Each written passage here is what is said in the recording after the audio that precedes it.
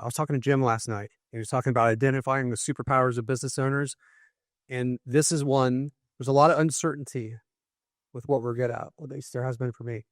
And this is one that always shines bright for me. And it wasn't always the case. When I was 5 years old, I broke my nose and it was really crooked. And they said, you can't fix that nose until you're done growing because it could cause like your nose could be smaller than the rest of your face or something. It was really weird, but couldn't fix the nose. I was really, really skinny. So skinny to the point where like people would, like strangers would offer me food because I thought I was malnutrition. And this led to going through high school, getting picked on a lot, right? I remember this guy, Blake, and he would just randomly punch me. And it really hurt, and everyone would laugh. I didn't understand why. This went on for years. And my attitude was not defeated. My attitude was, I'm going to understand why this is happening and I'm going to fix it. So I started paying a lot of attention to social cues at an early age as a survival instinct. I was like, why? What am I doing? What's the energy I'm putting off? At a young age, I think from my parents, I was coming from a place of responsibility and trying to understand why this was happening. So every little nuance I started paying attention to at a young age. After graduating college, many of you guys know I became a professional poker player. I spent a decade as a professional poker player. When I first started playing, it was really obvious that I had an immediate advantage. I could just look at someone and tell if they were comfortable. It was from this 2 decades of trying to understand, or trying to fit in as like a survival skill that allowed me to kind of be tuned in what was going on. Over time, I pushed myself in different situations. I remember I got a job as a waiter because I was very introverted. And then I started to feel comfortable around people. And then I became a bartender and it's like things started to click. I grew. I no longer look, like I don't eat. Got the nose fixed. My ears used to stick out really bad. Actually, when I went to get the nose surgery, I'd broken my nose 4 times. And when I went to get the nose surgery, my ear stuck out a lot. The doctor's like, hey, why I'm doing this? You want me to fix that for you? So I'm sure. He looked at my nose. He said, your nose. I went to 3 doctors in Ohio and they said, your nose is so broken that we can't fix it. You got to go to this guy in Texas. And it was like this Saudi princes and stuff like this were the only ones that were going to be able to fix this nose because it was so damaged. And they had to take cartilage from my ears to put in my nose. And he was like, we'll fix this. I had this done. I grew. I gained some weight. I started to get some confidence, spent a lot of time on self-development. And looking back on things, I've realized that this skill set has played a part in everything I've done. I think you guys being in this room, a part of this is from this, my connecting with people. Part of it is a genuine curiosity for people. And part of it is a framework that can be learned, right? If you really love people and you understand them, you can get very good at this. And this is my goal here today, is to impart on this superpower that I feel like I've gained over the years. And I know that the people that are in my life, as Jeff has mentioned, they kind of see this. And I know Samantha and Taylor in our agency, we've had a lot of moments where it's like, can you fix this? Taylor, what's the experience been like? What have you seen from this? I've seen that whenever you show up to a meeting, you make a point to like remember one specific thing about that person that is important to them. You know how to like make people feel comfortable.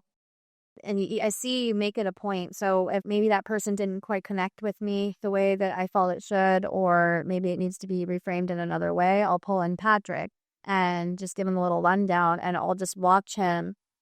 It's just so natural, and people feel at home with him and they open up and they don't feel like they're being sold. And it's something that I've tried to, emulate. And yeah, it's a very powerful skill. We've talked about this. We were out for, I took Sam and Jordan came in a couple days early and we were preparing for the events and we went out for a really nice breakfast.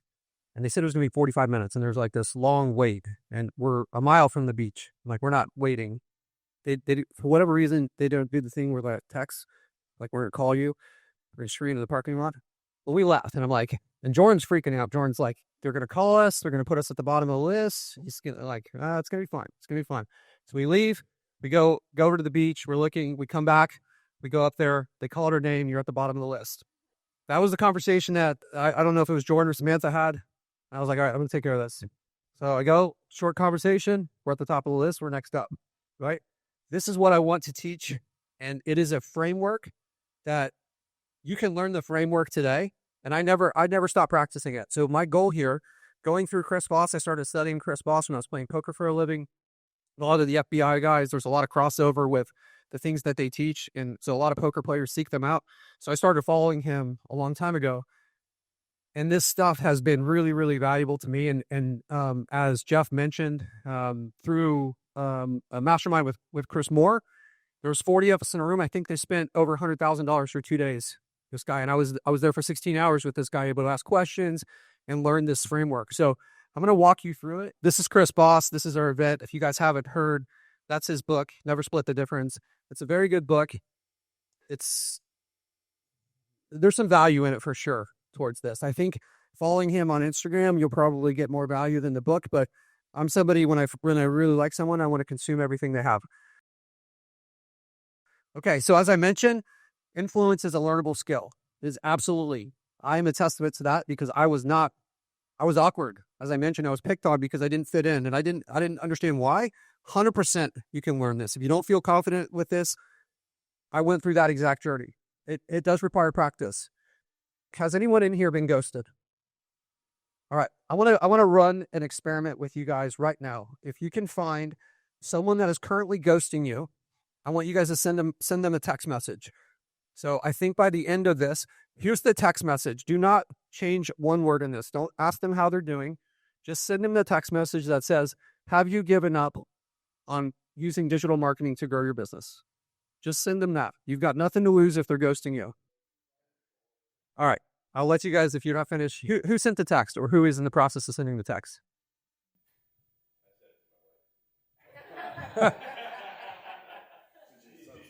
She's not here right now, but Let me show you our results for this. I sent this to Taylor. She's our salesperson for our agency. So I sent this to her while I was out to Chris Voss as I was kind of like working through what he was teaching us. So there it is. Have you given up on using marketing to grow your business? No, you've helped us a lot, actually. Instant response. He hasn't responded to me in a few weeks. Here's another one. It's actually in the wrong order, right? I think we closed this guy. So I know Bill. I taught this to Bill last week. He sent someone yesterday. He closed them yesterday. There's a very specific reason why this is so powerful and effective. I'm gonna explain this in the presentation, but depending on how many of you guys sent it, I think there's a pretty good chance that before this presentation is over, you guys are going to get some responses from people that you haven't been able to hear from in weeks or months.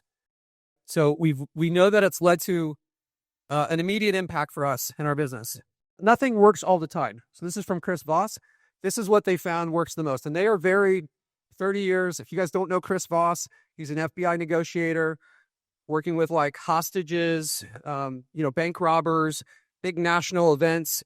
He spent 4 decades studying this stuff. And it's somebody who is, I would describe as genius level intelligent, who basically just dedicated their whole life to one topic and is very data oriented with his approach. So he's got numbers and facts and understands brain science and chemistry, worked for the FBI. And then now, is giving these presentations all over the world. So really like a trusted source. Okay, so let's talk about convincing versus empathy. The whole point of this presentation is basically having the other side feel heard, right? This is what this is about. Feeling pushy versus creating safety. That's going to lower their defenses. There's specific ways we can do this, right? All right, so there's 4 tools, and I know that some of you guys may be familiar with these. So there's labeling, mirroring, dynamic silence, and summarizing. I'm going to go through each one of these. So what is labeling? So this is identifying and verbalizing someone's emotion. So it's basically labeling the emotion, labeling what they're feeling. When you do this, people feel hurt. They feel hurt, right? They feel like, okay, this person is actually listening to me. This is very rare in our society, unfortunately. that someone has this feeling of really feeling like they're heard. And if you get someone to this point where they feel like they're heard and understood, the sales process is kind of over. They've already made the decision, right? So that's what we're going to be going through here. So labeling, there's a few different ones that we can use.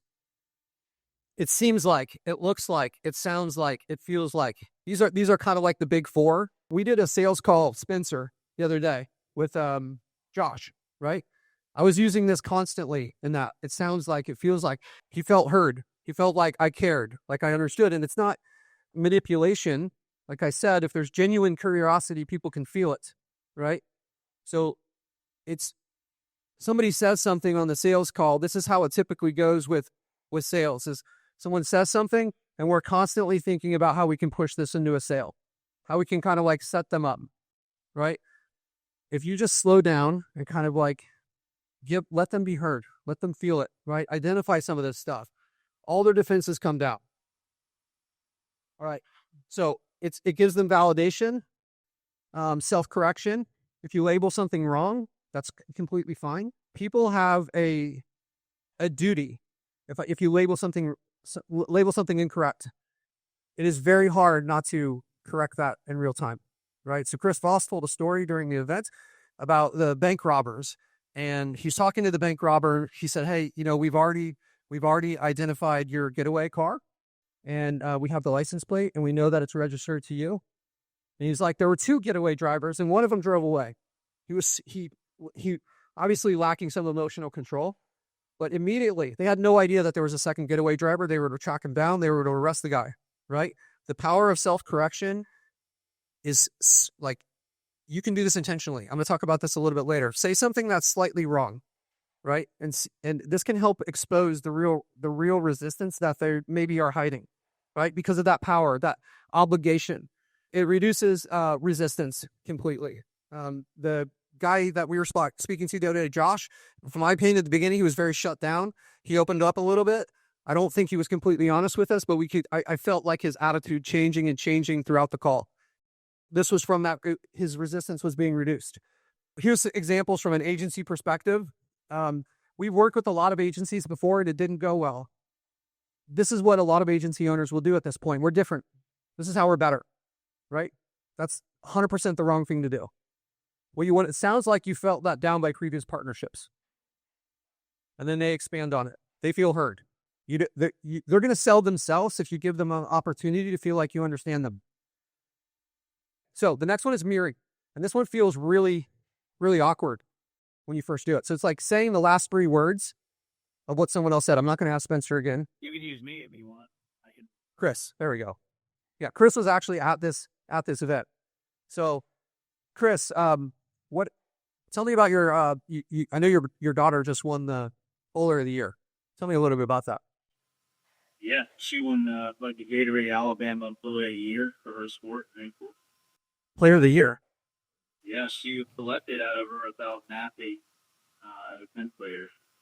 1,000 athletes?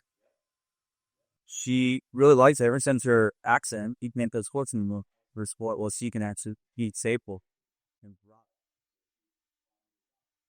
So we can mix in a label here too, right? So I've done this a few times. You don't want to just continuously mirror. It sounds like you really spend a lot of time with your daughter in bowling. He's opening it up more. He wants to talk about this, and I'm giving him the leeway to do it, and not infusing my own stuff. Like, I love bowling too, right? We're not going to do that. I want him to talk. This isn't about me. This is about him, right? Which is, people love to talk about themselves, and the reason that this is so rare is because we love to talk about ourselves too. So what I'm telling you is this is about him, right? I'm not going to mention whether I also own a bowling alley or I like bowling or any of that other thing. This is about him and his daughter, and he doesn't want to hear about my bowling alley. That's less than him talking about himself. Give him that opportunity. These tools allow him to keep talking. All right, so after we do this, we're going to stay silent. You mirror, you label. You're not the next person to talk. They're the next person to talk. Anybody else? The mirroring, it feels natural to the other side. It feels really awkward when you're the one doing it until you get used to it. It keeps them talking, diffuses tension. It allows them to clarify points, right? So it's very easy. This can be your go-to when you don't know what to say. It doesn't always have to be the last 3 words. It can kind of be the meaning of what they said, right? So if Chris says she just won Bowler of the Year, you know, I don't have to say Bowler of the Year. I could say she sounds like quite an athlete or something like this, where it's the same topic. If you do it too many times in a row, it's going to be weird though. Summarizing. This works really well with my wife when we're fighting. And I encourage you, like, if you guys are in an argument and you're trying to prove your point, summarizing is fantastic with your significant others. If they believe that you understand what the problem is, they will be dramatic, the level 10 to level 2 in seconds, right? I catch myself, like Fernanda and I, we very rarely fight, and it's very rarely severe. And when we're in those severe fights, there's some point in the conversation where I realize that I'm arguing with her, and then I'm like, she doesn't think that I understand her point, and that's why this is escalating, right? And I take a step back, and I'm like, so this is what I'm hearing. A, B, C, D. And the whole conversation immediately changes when we do this, right? So it's reflecting the reality. It's not the facts of the situation. It's their facts of the situation, right? It's what they believe. So they could say, hey, so what I'm hearing from you is that the earth is flat. And you think that because of this. There's no judgment in there. It's their facts. It's me demonstrating that I understand their point of view, right? It builds the emotional connection, right? Okay, so here's an example. I've been burned by agencies before. They've overpromised, changed a lot, and I got 0 results. So you've invested in marketing before, but it didn't pay off as expected. You felt those agencies made big promises and didn't deliver. This right here, the magic response, if you're in a conversation and you get that's a special moment. That's kind of like what the goal is. When they say that's right, exactly, they're saying like, okay, you get me, right? You know the two in Avatar when they connect their things and they're like, I see you, right? That's that moment where it's like they're recognizing the fact that you know who they are now. This is what we're driving them towards. So when you hear that, you can kind of like put a stake in the ground and say, okay, I've made progress here. They get it. This, you're right. If they say you're right, that's completely different. You're right is like, I want to agree with you and I want to move on, but it's like, I'm not, it's a completely different thing. It's a completely different mindset. You're right versus that's right. That's right is like, oh, you get me. You got it. Important distinction. Summarizing. So we've got some, here's another example. We can use this all the time. So I really want to make sure you guys get these. We got some leads from referrals, but it's not consistent. I need something predictable. So right now, most business comes from word of mouth, which is great, but unpredictable. You want steady leads without gambling your money.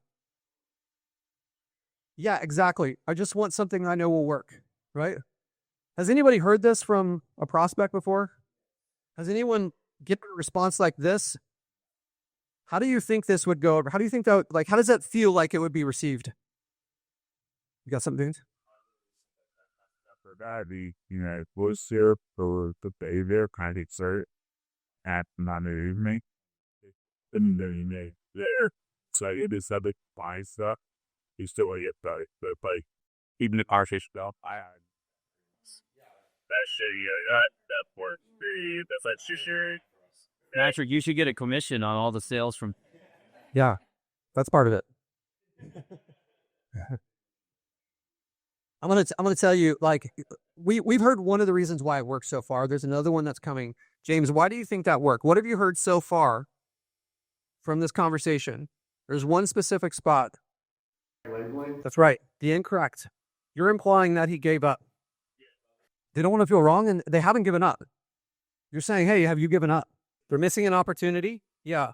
But that's the power of them to correct. There's 2 parts to this equation that make it work. That's the first part. I'm going to show you the second part here in a second. It's led to thousands of dollars in recurring revenue for us in the last month, just from that text message. So the key takeaways is focus on them. There's no argument here, no matter what they say. Summarizing is about you understanding their point of view, repeating it back to them, summarizing it, right? Making them understand it. So there's the aim for that's right. We're not arguing, no matter what they say. It's a summary. The dynamic silence. We talk a little bit. This is a really powerful tool, and it can be uncomfortable if you're not used to this. If you're the person that there's this awkward silence and we've got to say something, you're going to have to work through that, right? Just understand after you do this, you're not the next person to talk. It can go 15, 20 seconds. What's happening on their end when you label them and you mirror them and summarize, and then there's a pause? What are they doing? Anyone? Are they ignoring you if they're not talking? They're processing. They're processing, right? It's not awkward on their end. It's awkward on your end because you're waiting for them to talk. So then they're trying to like understand if that's correct. Like there's a lot going on there. So we can 10 seconds, 30 seconds, just let them have their time for a minute, right? Don't feel like this isn't like a game of chess. Like just let them in their space for a minute and kind of absorb what you said. The power of tone. So this is Chris Savage, the founder of Wistia. So Jeff and Jordan and myself were at a Dan Martell event probably 2 or 3 years ago, and this guy was speaking, and he said this, and it never left me since he said this. This is something I've been doing for a very long time, and it is extremely powerful. I'm going to take you through some of the stats on this in a second. So the tone that we use is almost always how the message is received, right? So if you need to give a hard message to someone, I was actually thinking about the call that we had Spencer the other day with Josh.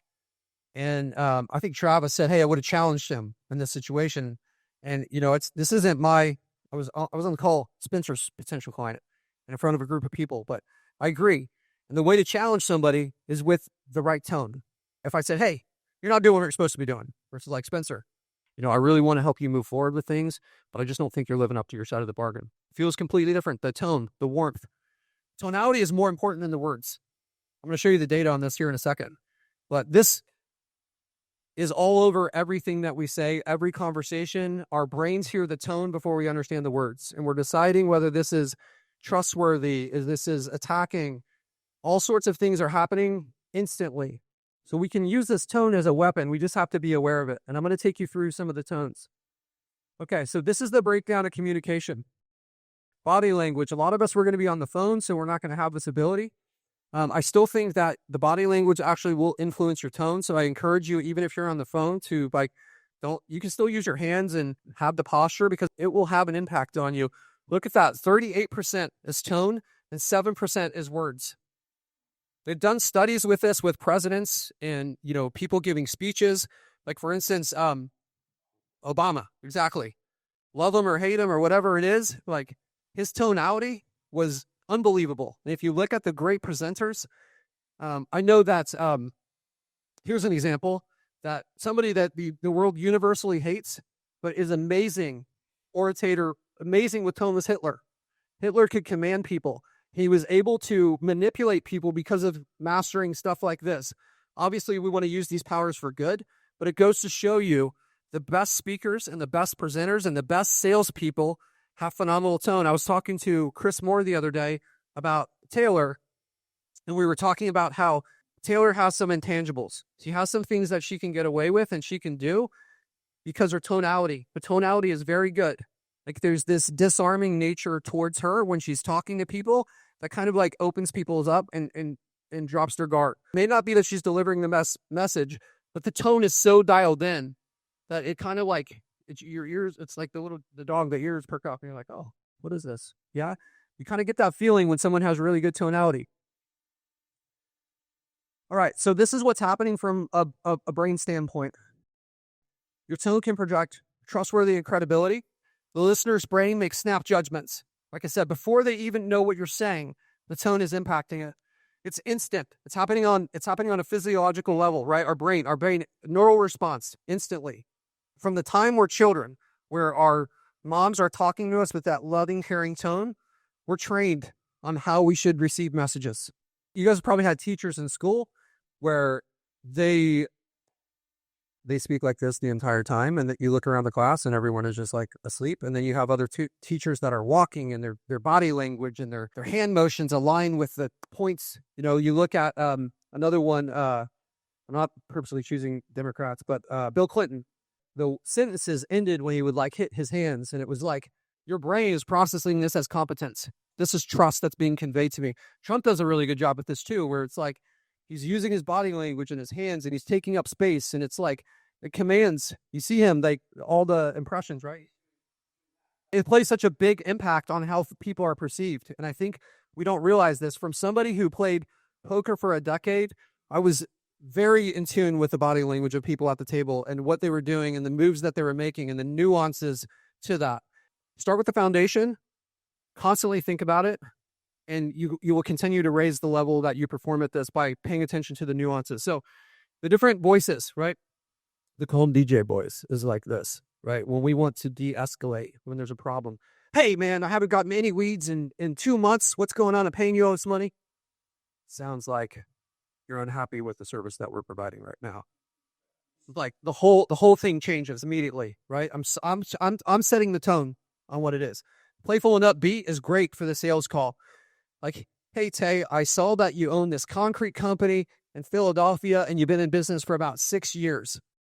You saw me yesterday or the other day with Josh, right? He made some comment about yachts and how like they were selling roofs next to the spot where there's big yachts. And when they look at the cost of this yacht, the cost of the roof doesn't seem so much. And we were about to get to the pricing spot. And I said, hey, why don't we go look at this yacht real quick before I show you the pricing, right? It was like the playful upbeat. He laughed. It's fun. It puts him in a different mood. When people are in that playful mode, there's research that shows that they're 31% smarter. They're 31% smarter when they're in that mode. And you can control that. The measured and deliberate, right? This is great.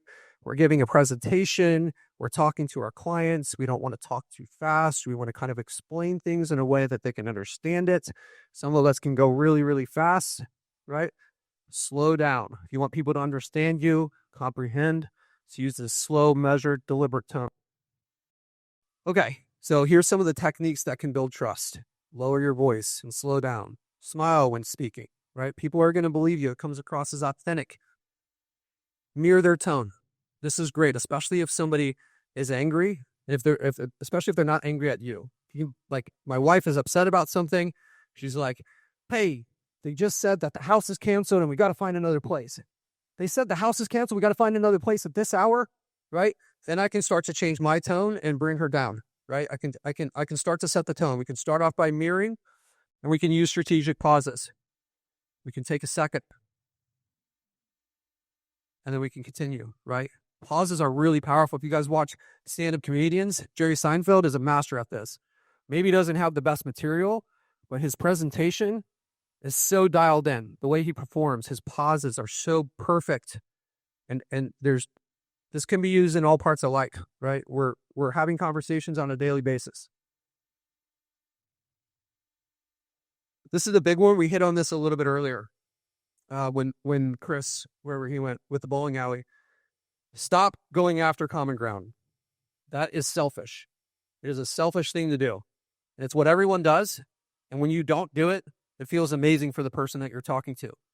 Relationships aren't built from common ground. That's the complete myth.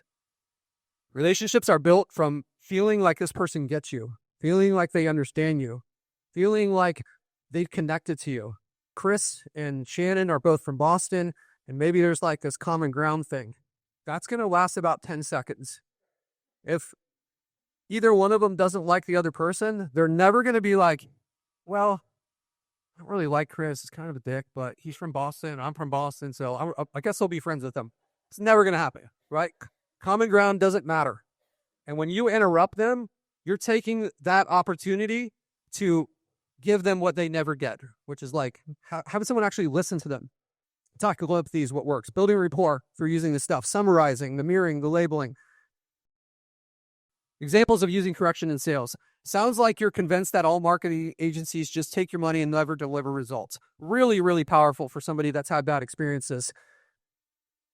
Well, they're on the phone, so they don't think that. They don't think that's true, but that's been their experience. And by you doing this, you can find out how they really feel, and they can start to sell themselves, right? Well, I wouldn't say all of them. I know marketing works, but I've just wasted a lot of money on agencies that have overpromised and underdelivered. Use some silence. So it's not so that you don't believe in marketing. It's that you've been burned by agencies that don't follow through. Dynamic silence, wait for them. Exactly. I paid for services that sounded great up front, but then in the end, I didn't see the return that I expected. It just kind of clarified this. How diffused is this objective now that we've had this part of the conversation? We completely separated ourselves, and what we're not doing is we're not saying how we're different. We're just explaining that we understand what their problem is. Everybody's going to say they're different. Very rarely are they going to feel like they're understood by the person that they're talking to. And this is going to open you up for a lot of opportunities if they feel connected to you, if they trust you. The power of no. So this is the other part of the equation that we were missing. People are beaten down with yes questions constantly, every day. So no is refreshing. So if we kind of like, I'll give you an example of this. So how does this feel, Chris? Versus like, hey, Chris, you have 10 minutes. Sounds like I'm signing you up for a commitment, right? Hey, Chris, would it be a crazy idea for us to jump on a call for 10 minutes? Does that feel different? What you're doing, that's the power of the no question. We're asking him in a way where we're setting it up for no instead of yes. People are beaten down by yes questions. You can do this with anything. This is exactly what I did when I was got us moved up in the table. Lady said, hey, you guys weren't here. I was like, hey, my team's here. We've waited a little while. Would it be a crazy idea to move us back up to the top of the list? Would that mess things up for you? She's on my side now. Like, she's had people asking her to do things for her all the day. Now she's like, we're a team, right? I've brought her in. I'm not expecting I really am expecting a yes, but it doesn't seem like I'm expecting a yes. It looks like I'm expecting a no, right? So we can do this all over the place.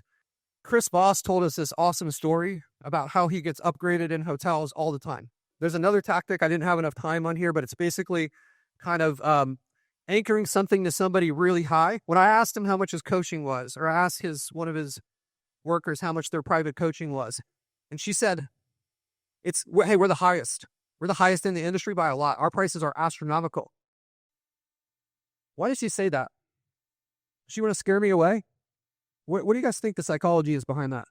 Astronomical is a really powerful word where it's like, holy shit, that's way more. And then whatever price if it matches that, then it matches what she said. If it's anything below that, then it's like, okay, that's less than what I was prepared for, right? So what Chris does when he goes into these hotels is he says, I'm going to ruin your day and I'm not doing it on purpose. And the manager was standing by in the story. So the manager came over and was like, oh, who's this asshole? What's going to happen here, And he's like, would it ruin your guys' day here or your schedule if you were to upgrade me to a suite? And way less. And the manager is now working to do this, and they upgrade him to a suite, and they feel the entire time that he was there, they kept referencing him. Like they were on his side, like, hey. He wanted, they didn't have the top suite. They had one suite above, and they felt like they owed him the top suite, which was ridiculous because he didn't pay anything extra for any of this, right? They didn't owe him anything. But the entire time they were like apologizing for him and trying to take extra care of him because he had framed the situation in a way with this no question and had just completely changed the dynamic. It doesn't have to make logical sense when people press the right emotional buttons, right? The framing, it can change things in a way and create a completely different dynamic. So that's the question that you asked, right? It's the combination of the correction and the no question. Have you given up on marketing to grow your business? It's like they don't want that to be true. And we're asking them a question that they never hear from marketers, right? They're like, most of the marketers are like, hey, I just want to circle back to you. I want to check in, right? Just complete desperation talk versus I'm challenging him now. I'm getting rid of the desperation and I'm saying, have you given up on it? That's the power of the no question. No other questions. Would it be ridiculous to hop on a call, right? Versus can we set up a quick call? Signing somebody up for an obligation, getting them to be on your side.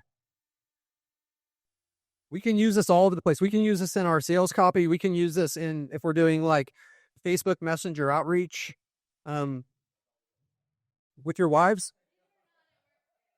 Works really well with your wives. Problem is my wife knows this. All right, so we see there's a lot of options here. Is it a waste of time to schedule a quick call? Would it be crazy to start with a 30-day trial? You see the one there. Have you given up on finding a solution to pain point?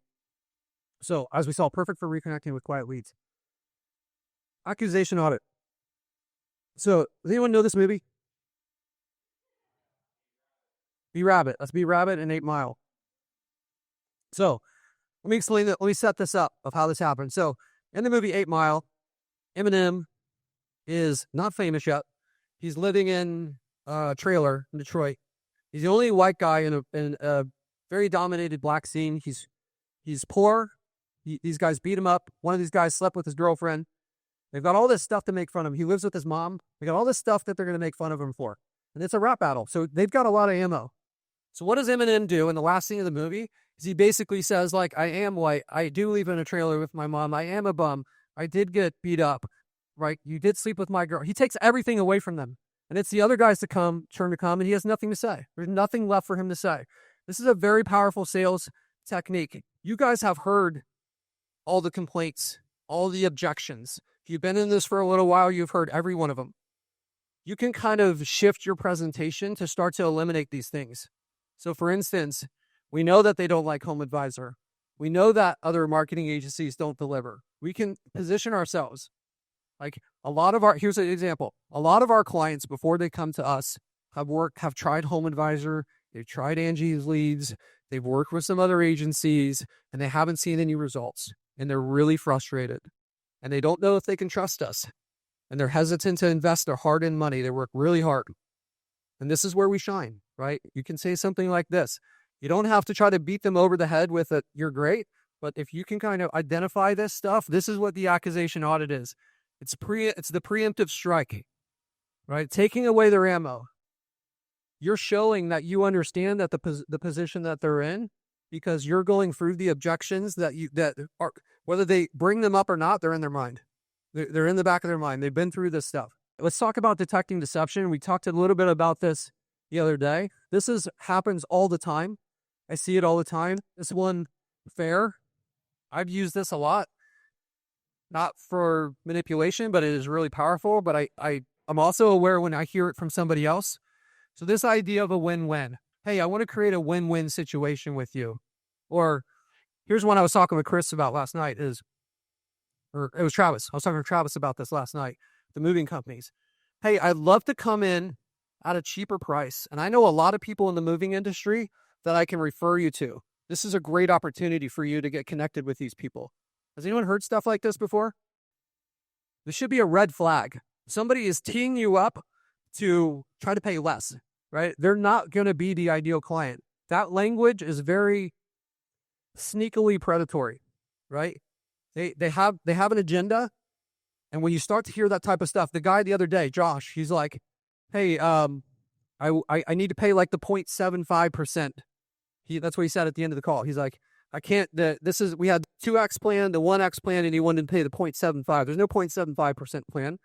If this were kind of me on the sales call with my client, I think I would have, the language would have been something like, hey man, I understand that maybe our pricing doesn't work for you, but we don't sell like our class of line. We don't sell Honda Civics. We sell Ferraris, and you don't get a discount on a Ferrari, right? We are great at what we do. We pay top dollar for our people. So we have to have the money to do this. When you start to hear this, I want you guys to feel the positioning from the other side. The positioning isn't just about our side. The other side is constantly positioning themselves too. The ones that are going to be looking for this discount and pushing for this discount in the beginning are the ones that are going to be complaining throughout the entire relationship. So there's 3 conflict personalities. There's a lot of different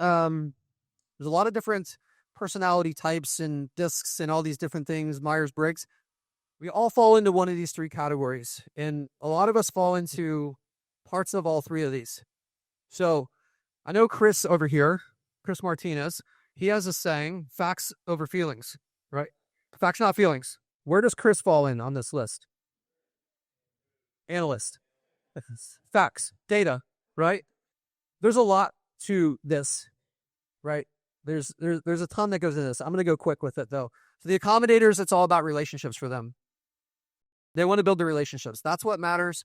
So if you're in a conversation and the other side is mentioning, hey, I'm looking for a long-term partner, that type of language, this is probably an accommodator, right? Someone says like, hey, this is all about the ROI.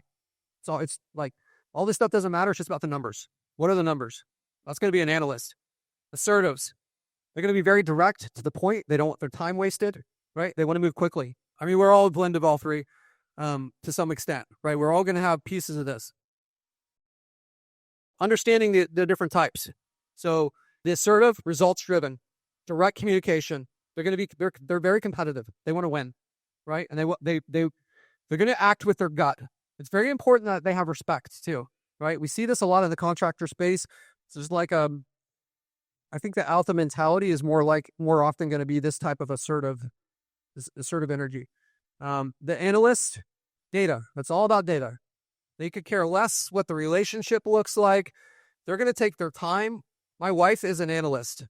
I'm kind of a mix between the assertive and the accommodators, and the assertives have a problem with the analyst.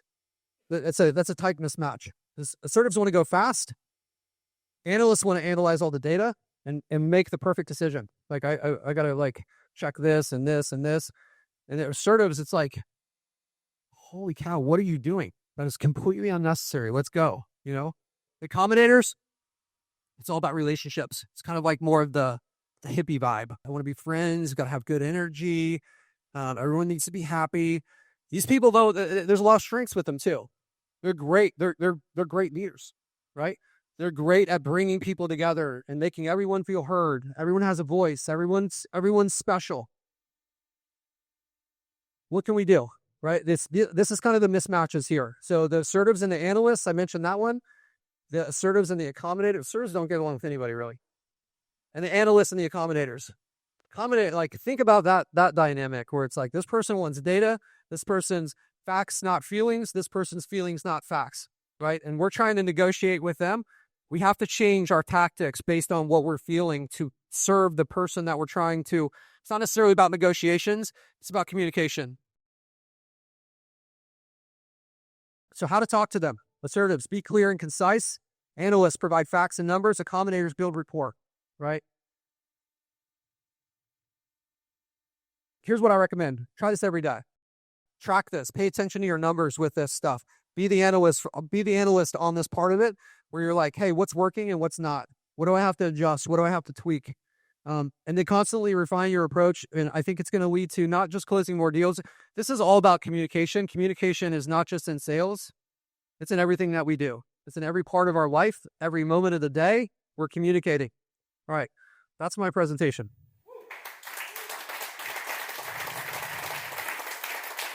Thank you.